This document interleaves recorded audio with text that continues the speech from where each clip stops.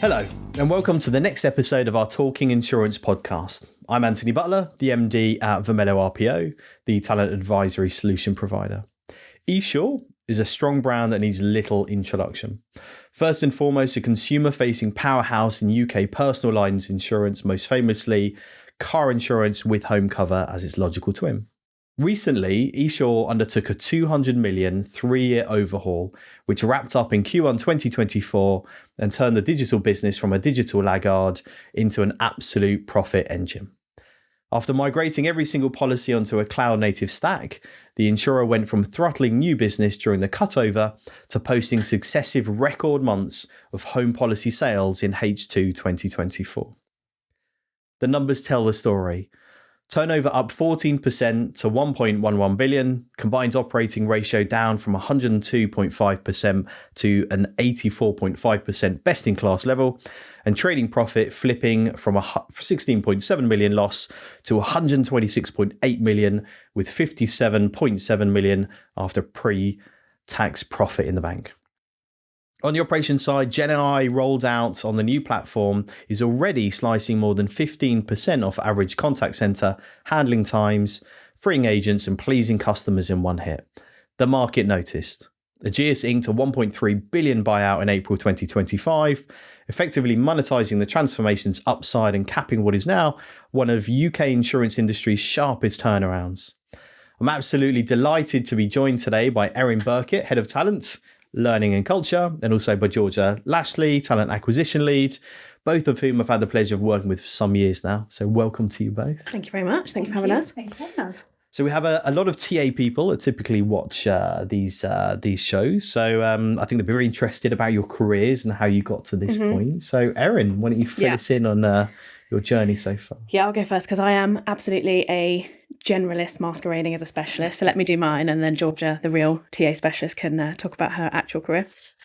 So I spent a lot of my career at a big bank, at High Street Bank, and really, really enjoyed kind of building my experience, jumping around from different roles, different departments.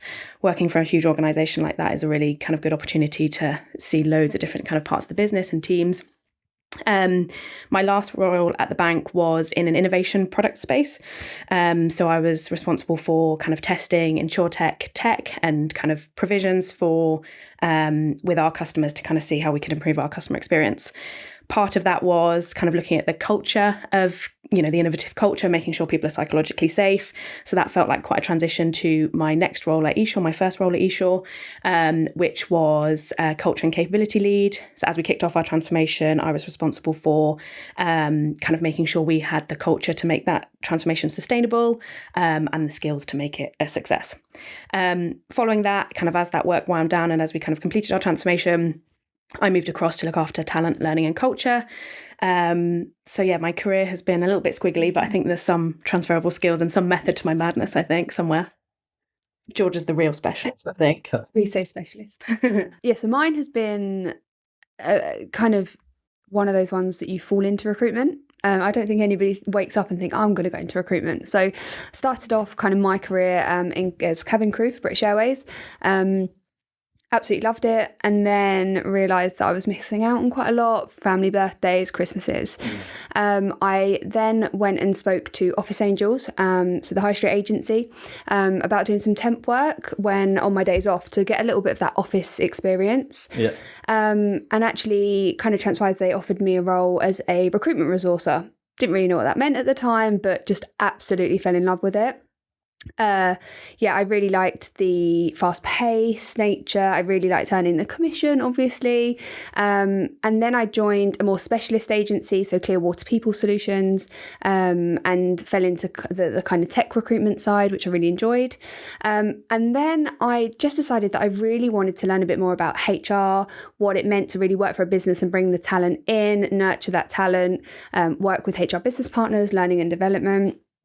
So I joined Domestic and General in Brighton, which was absolutely amazing. Got to get involved in the kind of high volume recruitment piece, which people that do that for a long time, I definitely take my hat off to. I don't know how they do it. And then I got offered a role with esure maternity cover. So an initial, I think it was 6 months or 12 months, nearly been there 6 years. Joined as a recruitment partner and worked my way up to talent acquisition lead. And yeah, so fell into recruitment and done that sort of journey. How much of your, your Office Angels, your recruitment experience kind of, do you rely on now, having gone in-house into TA? I mean, obviously there's lots of conversations about the difference between the two. How much of those skills did you learn in that kind of, recruitment agent type capacity that, you find really useful in kind of day-to-day being in-house in such a big business like esure? A heck of a lot. I really think it gave me the initial skills of how you interact with businesses. So I'd never really had, I suppose, that corporate experience. So how we interact with ultimately the clients, the end client, how you understand vacancies, how you understand a business, how you understand different markets and how you approach candidates at varying levels.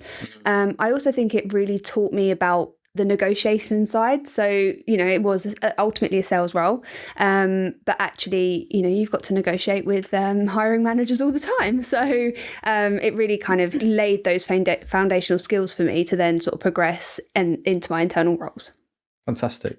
So, I mean, the transformation esure's gone through, I mean, it's pretty enormous. There's very few in the insurance world that don't know about it, but you two are right at the coalface, navigating that, all of those hires coming into the business, all of the change. How was that? How did that feel? And how are things now in comparison to that time? I can take zero credit for that because I actually wasn't enrolled until kind of after we'd scaled and done kind of the bulk of the transformation we needed. But I guess my reflections are, not only did we need the new roles, but we needed talent professionals who could recruit those new roles. So kind of the first step was to actually kind of, I guess, upskill the team in terms of how to have those conversations about new technologies, new ways of working. We moved to an agile way of working, quite new concepts to people, and kind of let them talk the talk and walk the walk with the candidates that we're looking for. So I think we did some really cool stuff, which I'm sure Georgia will talk about. I guess the biggest piece for me and the piece that we're still leveraging now is we worked really, really hard on our purpose. So kind of at the beginning of our transformation, we kind of did a huge piece of work with kind of all levels of the organization, talking about what our purpose would be, what our mission was. And once we had that nailed, we actually then have kind of threaded that into all elements of our communication, of our recruitment, of our interview techniques. That has really, really helped us. It's helped us sell our roles. It's helped us sell us as our business. It's helped us kind of shape hiring managers in terms of the way they interview and kind of what skills they look for. So I think that's probably my biggest takeaway is to get that right. And then the rest is a little bit easy. I think, as Erin said, we really nailed down what our purpose was. And I don't like to call it selling because I think people always say to me, oh, you sell this so well. No, I just believe in esure and everything that we do. And I think that came from the top, right? Usually it's from the middle level managers and they've got to sort of push it both ways. But it came from our exec members, it came from our board and it trickled the whole way down. And it made us then easy to be able to go to market and sort of talk about that and be passionate about it. Yeah, there's clearly a lot of pride in the brand. You can see that with the people across the business. So, I mean, such a major transformation, inevitably there would have been some redundancies and some senior level redundancies as part of that. It comes with the territory. In an evolving AI focused world, what is both of your views on skills retraining versus redundancies as a potential formula? Yeah. I think it's spot on. I think it's 100% right. I think the way we've approached our transformation has been very responsible, and I think that's critical. If there's a suitable role that somebody can feasibly do or be trained into, we should be looking at that. And I think that's something that the talent team should be advocating for sure. Obviously it depends on your structure, but quite often your talent team is slightly separate from, say, an OD team or a kind of a business partnering role. And actually that gives us, and that's certainly given us an opportunity to kind of say, well, hang on, have you thought about this? Or could this person actually be put in a stretch role over here and do this? And I think that's really important for talent professionals in general, but for organizations as well. Yeah, that we're going to have to be kind of retraining and reskilling, and not just at a point in time, right? It's kind of got to be all the time, kind of keeping that going. I think we've got a few examples of where we've done that really, really well. So new roles such as, we didn't have business analysts really kind of before we kicked off this piece of work. We then kind of put some people from all corners of the business actually into secondments to see if they can try and retrain them on the job. We're a big believer in kind of on the job training as well. And then when it came to kind of really kind of scaling that, we had Georgia ran a really great internal recruitment process, and we had a huge pool of candidates to pick from. So that was really positive. And yeah, we've done that at all levels of the organisation. We've pointed our most senior people at our biggest problem, even if it's kind of not in their wheelhouse or kind of, what they've necessarily trained for. So I think that's key. Yeah, fantastic. And I think from my point of view, when a business goes through any kind of change and transformation, it's the sort of redundancy piece or the changes to your internal talent is inevitable. I think what I've seen before lack is that the TA team haven't been that close to the business to understand the skills. And I think we did that really well at esure. So, partnering with our HR business partners, with our managers to understand what their team looks like. Are there people that have done degrees that we don't know about? There could be some amazing data specialists or, somebody who's got really that kind of analytical thinking that could sit within underwriting and pricing, and where could we sort of move those people? I also think from a talent acquisition team, we should want to look after our people. So if somebody is at risk of redundancy, how do we then support them for their next role? So how do we support them with their CVs? How do we give them the best tools to then be able to go out to the world and market themselves? And I think that is probably the key piece that we tried to do as much as we could. So yeah, fantastic. So with obviously everybody's talking about AI and, what is the impact going to be? And I think, we were having a conversation earlier about, there's both sides to the process. There's AI and how it's going to help and support businesses in the hiring process from their side. And there's also AI and how it's going to help and support candidates from that side. So what are you doing within esure? What have you tried so far? What are you thinking about going forward? What are the challenges you've potentially faced or see coming down the road when it comes to AI in the hiring process? I would say, so we are trying a few different things, relatively small scale at the minute. We're kind of leveraging the tools that we have access to internally. Obviously, there's a whole load of fantastic AI use cases going on across the business. So we're trying to piggyback off kind of some of the thought in those areas rather than kind of leading the charge ourselves, which is working. It's kind of balancing the efficiencies with the human part of recruitment, right? I don't think there's any better feeling than getting a call to tell you you've got the job. Is that going to be replaced by, there's that conversation to be had. AI in recruitment, I think, for me, it's definitely a bit of a touchy subject. I would say everything that we do is centered around humans. So I think we leverage the AI tools that we've got, that we can use at the moment to help us with the administrative work. So supporting us in scheduling interviews. And, we schedule so many. Why would we want to do that in such an administrative way? But I think, as Erin sort of touched upon, if your candidate has interviewed for your business and they've gone through 1, 2, 3 steps processes, but then you get an AI tool to send them a rejection email, I absolutely think that that's not fair. And so I think they've got to work together, not against each other. And recruitment and HR in general is that human-centric touch. So we use our ATS system. We spoke about it earlier, where they grade CVs, or they give them 1 or 2 or 3 stars. But actually, some people just can't write a good CV. I've seen some atrocious CVs in my time.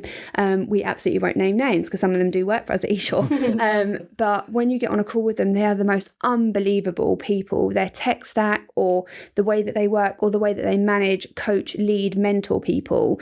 And I think just still having that human touch, even with a 20-minute conversation, you'll learn more from that person than you will from a CV every single time. And that's not to say that you need to talk to every single person, because some of our roles do get 500 applications. But as long as you're not using an AI tool to automatically reject somebody, and you're still got that level of cover that you do look at every single CV before it rejects them, I think you can be in a safe space. Yeah, fantastic. Right, on to flexible working, often spoken about and clearly still very important to a lot of people when it comes to the hiring processes. So esure, you signed the ABI Making Flexible Work Charter. What does that mean for esure and all parts of the business, and do they operate it? Yeah, I would say we are a really flexible business, I think. And that flexibility isn't just kind of about where you work, so the hybrid piece, but also about how you work and when you work. I've just been interviewing with this our chief people officer, my boss, and she uses this example of when she was arriving at work at lunchtime. She had a big meeting that afternoon, so she was kind of suited and booted. Somebody who was working part-time hours was leaving the office. He was wearing a football shirt. There's that real kind of dichotomy of kind of everything, and everybody just kind of does what works for them, which really works. I think. Yes, all areas of our business do operate that way. I think the biggest part of the charter for me and for us as kind of talent people is the make it clear piece. So we obviously kind of have it in our job ads. We put it on our posts. But actually, for me, the key bit is when a candidate kind of phones Georgia and says, "Is this possible?" And she goes, "Oh, I don't know. I've got to," that's not okay for us. So It's very much like, don't know if we don't know it, really don't know, but yes, let me check, I'm sure it'll be possible. And that's the key bit, I think, because I don't think you want to make anybody feel like that we won't make it work. So we've got a few examples of that. So we have obviously we have the hybrid working piece, as a lot of people do. We've actually got a few job shares up and running now, which are working really, really well. Obviously that's slightly harder when you're a kind of smaller organisation than a huge kind of multinational where you've got loads of different people that are looking to do that. But actually where we've put it in, it's working well. And I think the only piece we would say is that we want to offer all of our colleagues flexibility, but we also expect flexibility back. And we've actually kind of landed on this really nice sentiment, which is, your flexibility and kind of how you work and where you work and when you work is down to you as an individual, but also your team and your kind of the people you work with every day, but also the business and where we are as an organisation. So, we had situations where we were kind of knee deep in migration and kind of everything was kind of, a huge priority. Actually, as a business, that means we should probably come into the office more and kind of get into rooms and kind of work through problems together. So that took priority over, say, my team need or my individual need. So we've kind of got that approach, and I think people that really resonates with people because it is about give and take. So I think we are a flexible business, and I think it really works. And what about when it comes to underperformance? How does that work? Do you remove some of the flexibility, or do you go through different kind of coaching processes to go closer to them? How is that materialized? I think that was a big learning curve actually, because the answer was yes, pre-COVID. Absolutely. It was if you were underperforming, you would sit next to me and we'd kind of do side-by-side coaching. You'd watch me do it. Whereas that had to change massively, as kind of Georgia was mentioning, when we moved to virtual and to hybrid working, that wasn't necessarily working. So I would say the answer is a little bit of both. We can double down on coaching face-to-face, kind of getting in the office and working through kind of whatever challenges you have. That will always be an option. We've kind of committed to always having office space available for people who need it, who want it. And we've got leaders that do that. But we have also really worked hard kind of with our leaders and, upskilling them and kind of in operating and leading in a hybrid world. So performance management conversations look different, coaching conversations look different. So I think we're well equipped to do that at home. And it's not when we don't necessarily operate a model that is, you must come in and sit next to me. But if that option is there, if people are looking for that as a kind of, confidence builder or whatever, we'll have it available for sure. Yeah, fantastic. Okay, as a TA function for a growing and evolving business like esure, what are the metrics that you look at? What's the key thing on a Monday? And you think, okay, we're winning or we're losing. What data do you have to tell you that you're working effectively, or that you use with your hiring community? I would say one metric that I see quite a lot throughout the week that I find really contradictory is salary surveys. So, we get multiple salary surveys from our partners that we work with.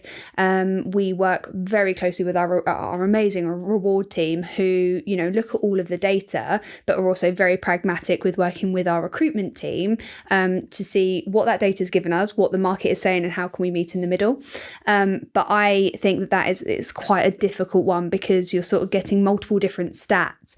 And for us, for example, esure in Reigate, you're kind of outside of London, but you're still quite close to London. And a lot of the talent that we're looking for are in these big cities, Manchester, London, Liverpool, Glasgow, Edinburgh. We need to make sure that our salaries align. And it's much more prevalent now that you can work remotely or in a hybrid way of working. So that whole kind of London salary okay, yeah, for your big London markets, it still is, but actually it's not really a thing anymore where we pay people in Glasgow less than we would in, let's say, Brighton, because they can both do the same role now across all 3 of our sites. Yeah. So I'd say that's kind of a stat that I look at quite a lot. Yeah, interesting.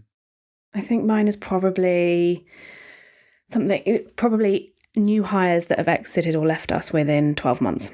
I think that's always a good one to kind of look at the longer tailed piece of talent. What percentage of staff a year later are still with the business? That's because that shows the culture match and the completely job match, doesn't it? Yeah. And I think that's improved vastly over the last couple of years. I think there, as we were scaling so quickly, it was slightly higher, and we're in a good place now. But then that means every kind of one that pops up on the report, I'm like, oh, what's gone on here?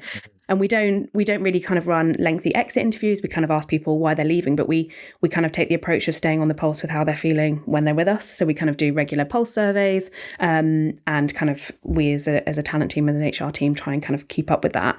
So 9 times out of 10, we know why they're leaving, kind of what the issues are, so we can kind of take feedback, and whether it kind of links to what we did or kind of whether it's a hiring manager piece. But I think that's a real important one for closing the feedback loop kind of as they're through the full cycle. Mm-hmm. Okay, good. If you let's fast forward to 2030, so 5 years from now, and in the current pace of change, that might be pretty difficult to kind of judge. But from the insurance industry perspective, what are the skills insurance companies will be buying in 5 years' time?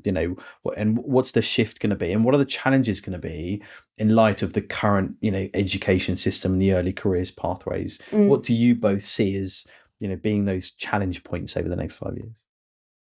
I first of all, I just want to say, when you said 2030, that feels way into the future. And then you're like 5 years. I'm like, oh, goodness me. And I guess my initial reflection on 2030 is, well, 10 years after COVID, right? So what are we going to see from there in terms of the education system, how that impacted people, how that impacted the skills development piece? So I think that's interesting. I think for me, probably the biggest, and is it necessarily a skill set or kind of more of behaviour, but I think we're going to need more translators, for want of a better term. So I think obviously we're talking about AI revolution and kind of, all the skills we need there. And obviously we need the people to build those models and to do that. Absolutely. But I think we also, Georgia and I have talked a lot about the kind of balancing the human with the AI and with technology.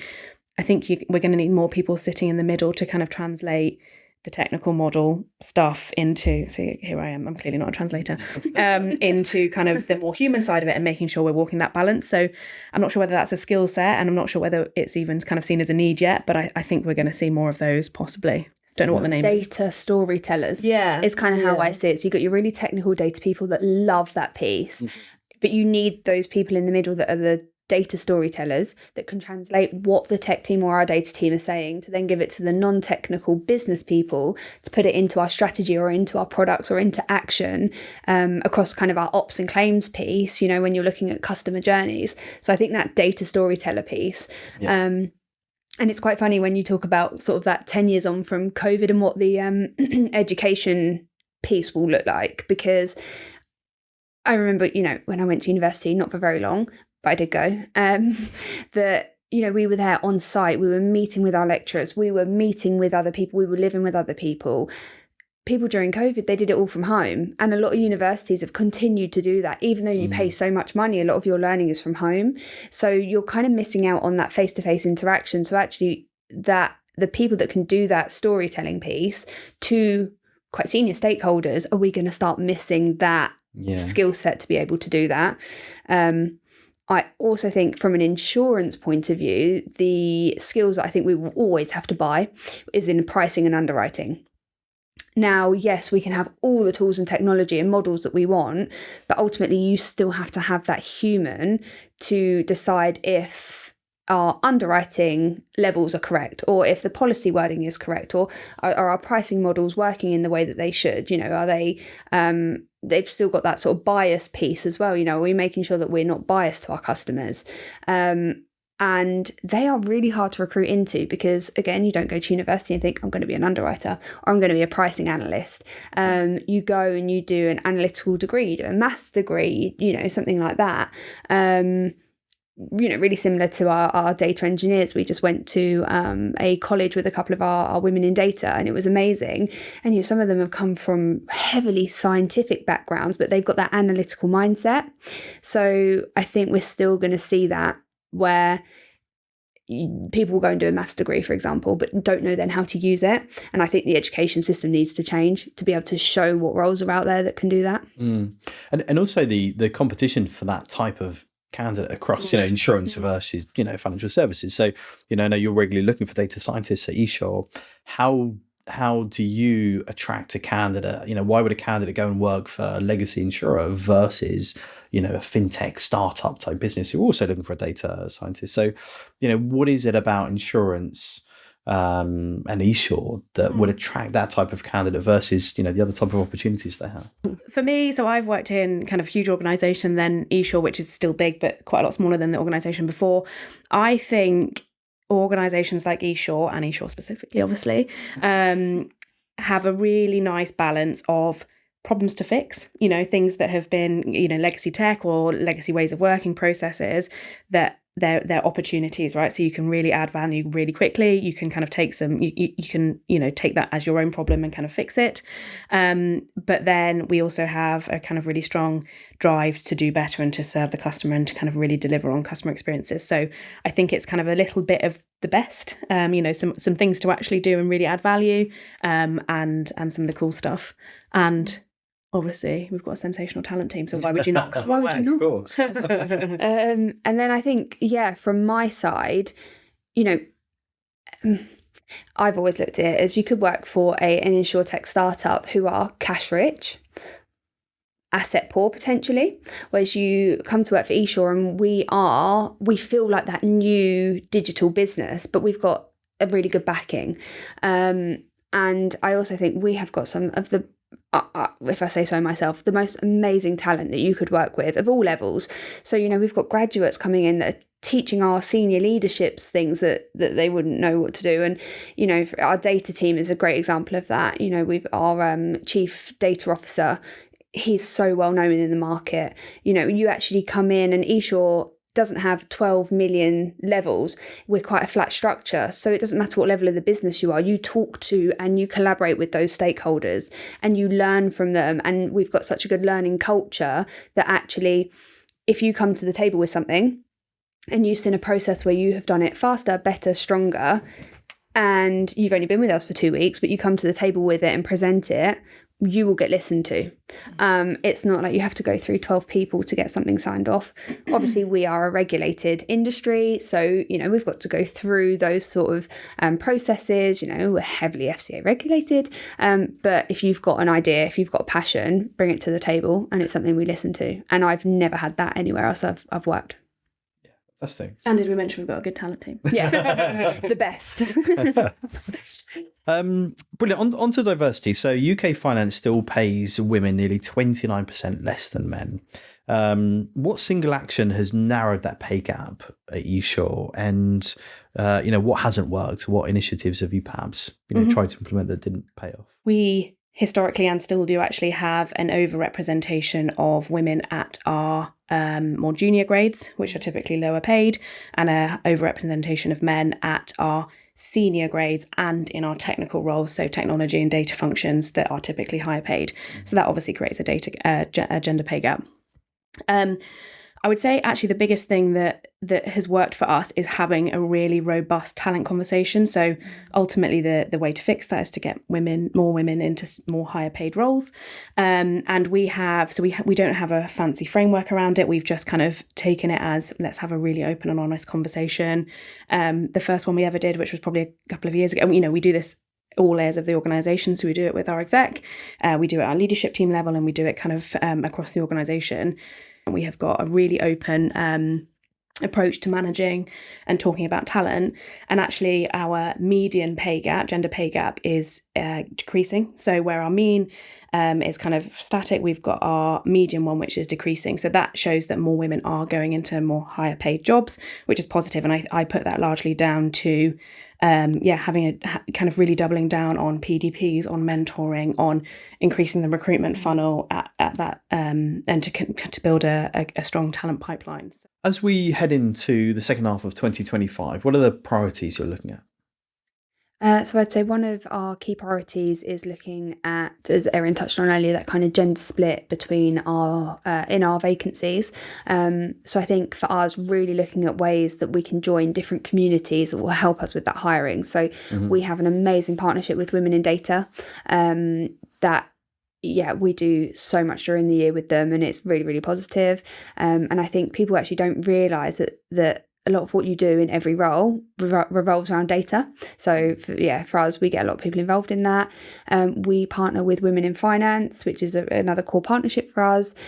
We are currently exploring and want to partner with Women in Tech partnerships and what that looks like. We have hired some amazing females into our tech team recently at all levels, and I think that they're going to be amazing in supporting us with that. The other part is leveraging some of the tools and technology we've brought in. So we use an augmented writing platform called Textio. We put all our job adverts through that to make sure that there's none of that gender bias wording. So making sure that it is neutral, that it will appeal to both female, male. It looks at different ages that things appeal to from different industries as well. So utilising that. We re-engineered our job adverts. So we've now put the interview process in every single job advert that we've got. We really wanted to make sure that we catered to the neurodiverse community. As we know, if they know exactly what they're letting themselves in for when they come to interview with us, it just means that they can prepare and they know exactly what is going to kind of go on during the recruitment process. We've streamlined our application process as well. So it's not old, it's not clunky, it's a drag and drop of a CV, but I think everybody will share the pain of you've done that before when you've gone through a process and then you have to put every single role you've ever done in by hand. Ours allows it to be very, very quick. So it doesn't matter sort of if you're time restricted. We make sure that we make sure that application process is available for everybody. The tools and technology, I think we're going to be really looking at the partnerships we really need to leverage this year. I think they will be our strongest advocate in sort of supporting esure with the brand piece as well. So really looking forward to that. Okay, so on to Ageas now. So they plan to squeeze 100 million of cost savings out of the merger. They've been quite open about that. What is your plan to make sure that your A players don't move on before the ink is dry? Good question. I think growth is the plan. So I think Ageas and esure have both been really open. As you said, we've been open about that in the press, that it's about growth. And I think that's about growth for both businesses, but also for individuals. So, that's not to say that won't be stressful at times, but I think the opportunities for growth are really, really key here. I think we've worked really hard to build a really resilient team that are kind of, really confident in change and going through change. And of course, that doesn't mean that, you won't go through the change curve, but I think we've got a strong team that are actually really excited about the growth opportunities and kind of what it can present to us. Great. So for those in the audience that are TA professionals like us, what are the top 3 topics you're going to be facing at esure over the next 3 years, do you think? So the big one for me that I think myself and Erin and a lot of our HR business partners and HR team are reviewing at the moment is that move to pay transparency. We've seen Europe do it, we've seen the USA do it, and we know what they do, the UK then does. So that pay transparency, how do we manage that? How do we look at it? How does that look on our adverts? It might cause some fallout because, as we know, and everybody knows in a business, to bring in external talent, sometimes you do have to pay more. And then the internal piece is a slower moving piece and making sure that we still are aligned to the market. So I think that's going to be a big one. I think we're pretty good at it, but again, keeping abreast of the market with a benefits package. So typically 5-10 years ago, people were really, really interested in what I would call cash benefits. So what does a bonus look like? What does private medical look like? But actually we're seeing a generational shift that people are much more interested in the charity days, of which we do two a year, or actually what does your net zero score look like? So people are actually much more interested and passionate about different things than they were 5 to 10 years ago. So I think that's going to be a bit too of the kind of key things for us to make sure that we are, looking at the market trends and what we're doing with the pay, but also what we're looking to do with the benefits piece. I think that's spot on. Shall I round off with a third? I think one is probably, as you referenced earlier, Anthony, around walking the line between technology and the human touch. And I think that's, as you correctly summarised, it's both sides, right? So it's how much do we do and how much do we continue to interact with candidates on a human level? We really pride ourselves in kind of having that really personalised recruitment experience for our candidates. But then, what does that mean for us as a talent team as we source the best candidates? What do these CVs look like that have been potentially put into ChatGPT? What does that mean? Are you speaking to people that didn't actually know they applied because they kind of wrote a model to apply for every new job that comes up that mentions product? So I think that's something that we all need to face into for two reasons, really. Kind of what that means for us as a team, being efficient but still being personal, but then also what it means for candidates and how we source. Yeah, absolutely. I think I'm quite concerned about that. I think everybody can see the value in AI and the ease it's going to give both candidates and hiring TA professionals on that side of the process. But where people use those shortcuts to cut through the whole process and make the wrong decisions on both sides, it's a challenge. I think the organizations I'm talking to, they are saying they are getting a lot more applications coming through. So clearly there are AI tools out there that are helping candidates submit as many applications as they can to different organizations. And there are stories of TA teams calling a candidate and the candidate's like, I don't know why you've got it. I haven't applied to you. Obviously, it's the the AI tool they're using that's done it on their behalf, and they're clearly very sophisticated now. Looks like real humans have applied to this. And then on the other side, my fear is that businesses, that under pressure, rely on AI tools to make decisions on the hiring process, which clearly we know AI is not good enough to make that decision yet. And as you touched on earlier, and really good candidates sometimes don't write the best CVs. And sometimes candidates who aren't as strong are fantastic at writing their CV, but might not be the best fit for the role. So that human-centric element has to be in that decision process for many years to come. And I think, that's an important point. So we have to use the data in that as well, right? So you asked earlier on about the metrics, that kind of exited within 12 months. Let's monitor that. Let's see what happens as we kind of lean on AI more, both from an application and a sourcing point of view. What does that mean? Is it actually adding in more cost to the process and to the funnel because we're having to redo it every 12 months? So I think taking a data-driven approach to kind of monitoring it as well is really key as well. And I would say, I think businesses, information security teams are going to have to do a lot of work with knowledge transfer, coaching teams. It's not just phishing emails anymore to get bank details. It's now, I saw on LinkedIn the other day, somebody had created an AI bot of themselves and sat in front of it every day for sort of 5 or 6 days until it mimicked even their eyebrow movement, and then sent it to an interview over Teams with a company, and it could just answer the question. It knew exactly kind of what they were asking. That's really scary. And I think, again, that is where the human-centric touch needs to come back. So, and we do it. A lot of our hiring is completely virtual. Do I think we should be bringing at least one of the steps of interviews back to human face-to-face? Yeah. Absolutely. And I know it's hard for people to get a day's holiday or half a day's holiday, but my thought process is, if you want to work for a company, it's beneficial from both sides that we meet you and you meet us and come and see our culture and come and see our environment. Otherwise, I think, information security teams are going to have a hard task over the next couple of years. Yeah. And that's, if I'm allowed 4 priorities. Am I allowed 4 priorities? Of course you are. That's probably the last one, right? And not just for us in talent, but across organizations, is what does the world look like now in this hybrid world? Is it here to stay? Are we still doing it? So I think you're spot on about adding in a face-to-face element into the recruitment process, but also we really see the value of kind of face-to-face collaboration I think every time we kind of do something in the office across esure, everybody feels a little bit more, got just a bigger spring in their step. So how are we going to do that? What is our talent strategy going to be around?